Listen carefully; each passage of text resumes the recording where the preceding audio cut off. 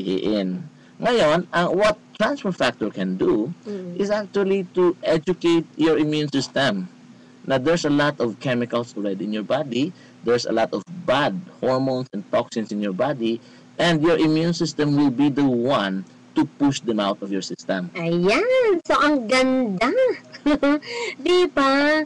So, ang linaw-linaw no, ng binanggit ng ating bisita, si Mr. Francoy.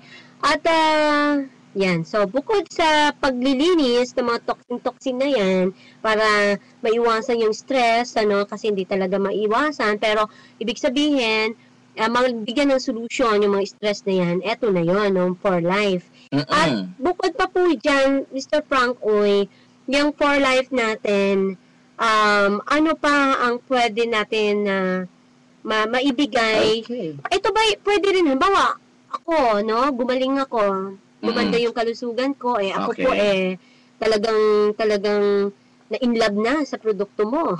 Dahil, sino ba namang hindi may inlove kung ikaw guminhawa yung pakiramdam mo, kung matagal mo nang dala-dala itong mabigat na suliranin Sakto. sa kalusugan mo.